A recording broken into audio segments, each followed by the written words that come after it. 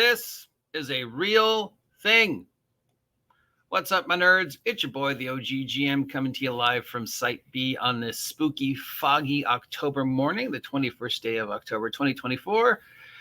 Oh, I'm sorry. I mean, the 5th day of October 2024. It's 9:30, 65 degrees and foggy here at Site B. And I thought I'd talk about these because I don't know if I've ever talked about vampire hunting kits before when we do our annual Halloween. And I'm surprised we haven't. So these are real. This isn't real. This is a Etsy recreation. But vampire hunting kits are a real thing. They were very popular in the 1800s for people who were traveling abroad, especially people in Great Britain, France, places like that, who were traveling into Eastern Europe, Russia, the Carpathians, and of course, Transylvania. The very interesting thing about vampire hunting kits is, as best we can tell from the ones that have been able to be found and are historically accurate ones and not just recreations, they predate Bram Stoker's Dracula. And apparently, from every little thing that people have found about that, vampire tourist trips, I don't know what you would call it, were a thing in Europe for a while. It was a very popular aspect to travel, to buy these vampire hunting kits, because people were afraid of running into vampires in that part of the world of Eastern Europe and Transylvania and the Carpathians and stuff like that. And they predate Bram Stoker's Dracula, which on the surface doesn't really mean that much because the vampire myth predates Bram Stoker, Dracula, and the idea of vampires is unbelievably old, a lot older than people think. There are tales and reports and stories and myths and legends about bloodsucker, body takers, soul takers, whatever you want to call them, that go way back.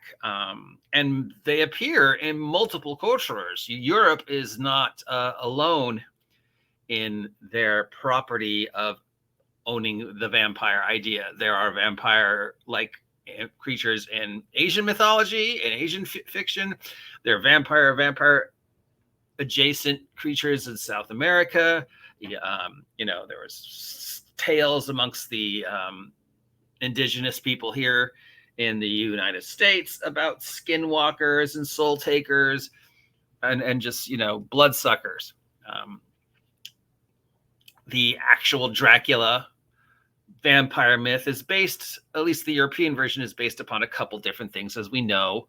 Obviously, Vlad was a real person. Vlad the Impaler was a real person. He is known for the atrocities that have been attested to him. Many of those have been proven. Many are still fictional.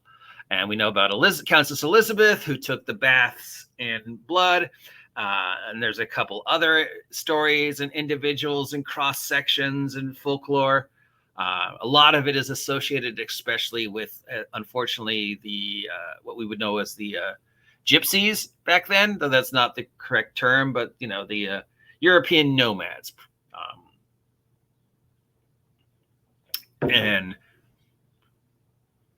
they were often, unfortunately, associated with people having bad things happen to them when the European nomads were in their territory.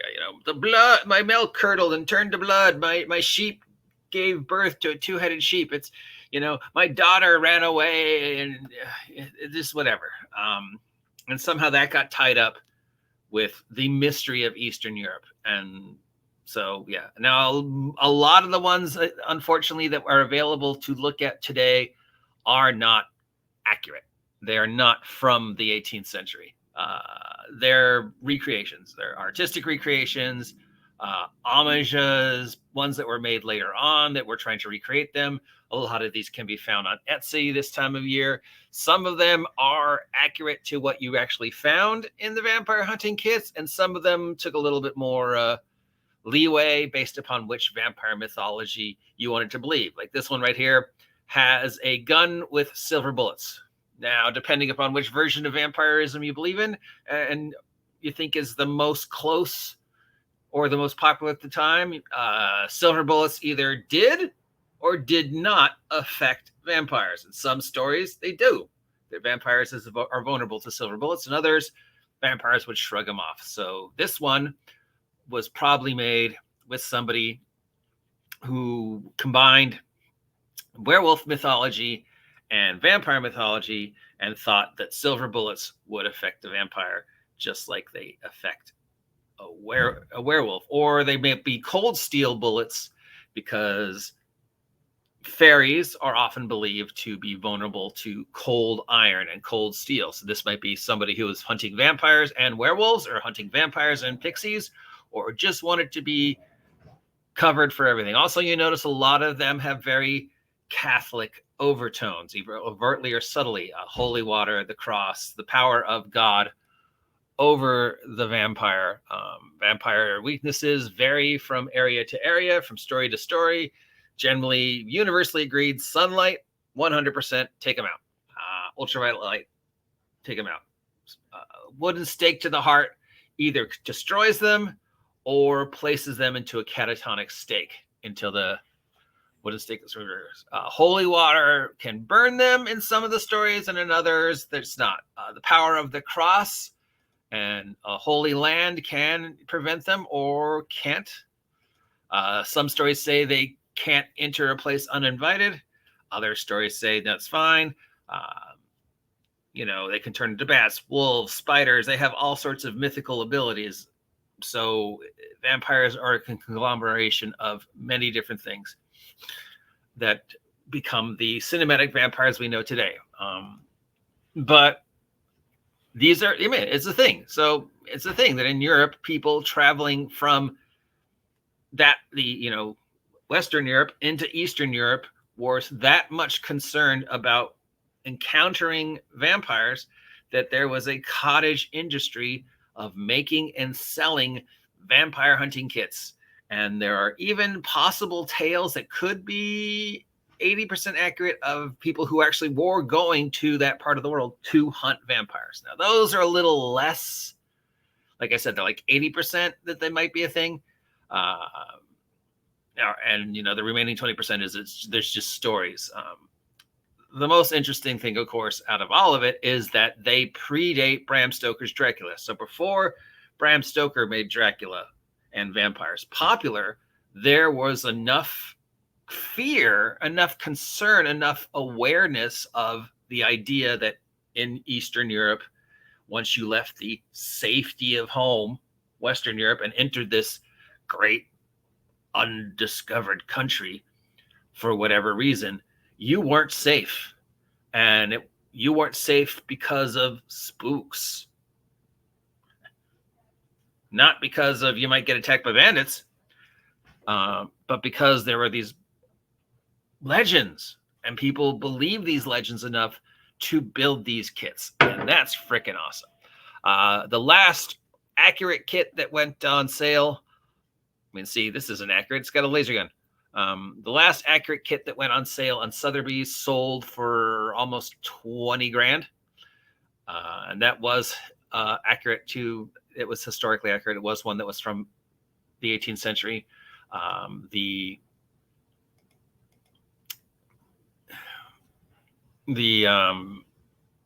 don't know what you would call them. Not fake, but homages, the quality ones that people make to recreate this style sell for a lot. Let's see if I can find one. But they're out there. You can get them on Etsy. Here's one for... hello? You're going to tell me how much it is? No, you're not. Okay. Oh, well, I don't know what language this is. Acrylic? Looks Middle Eastern. We have the size. We don't have prices. Let's try another one. Here's one. No price. Again, I know they run in the couple hundreds. but actual prices I'm not finding. But I do know from the articles that I read that when ones from the actual 18th century are found, and they can sell for 20 grand.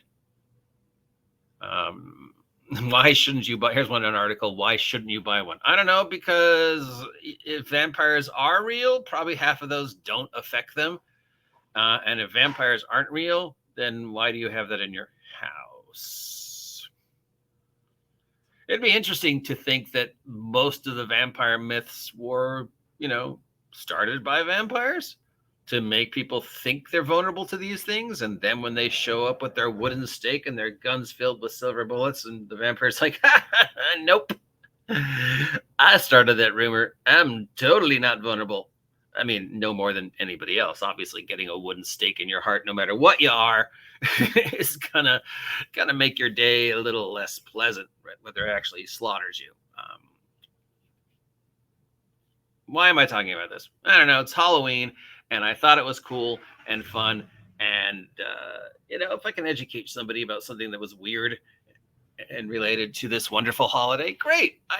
The fact that these existed is just mind-bogglingly awesome and a little bit frightening.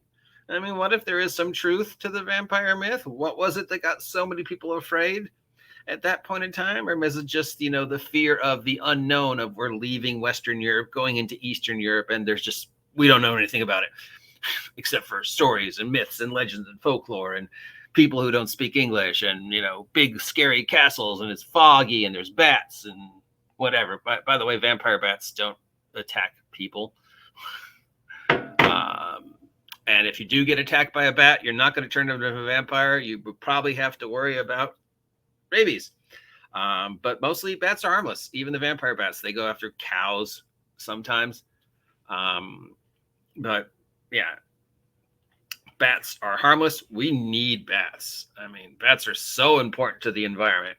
Bats, vultures, owls, all the animals that get the worst rep are actually, unbelievably important to the environment and the ecosystem. That every time we diminish the population, we're actually furthering the chances of something bad happen to us. Take in point vultures in India, where, as the vulture population in India dwindled, more and more people started getting sick, and diseases that hadn't been around for a while, like the Black Plague, polio, rabies were suddenly showing up in the population in India again, because there weren't vultures to eat the carrion.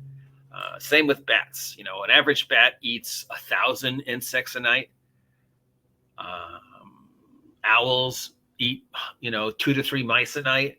They're great for the ecosystem. So yeah, we love bats on Halloween. Anyways, vampire kits. If you ever want to see them, they are always on Etsy and occasionally in a museum and other artsy fartsy sites that do Halloween type art. Yeah. So how cool is that they actually exist? I think that's cool. I don't know.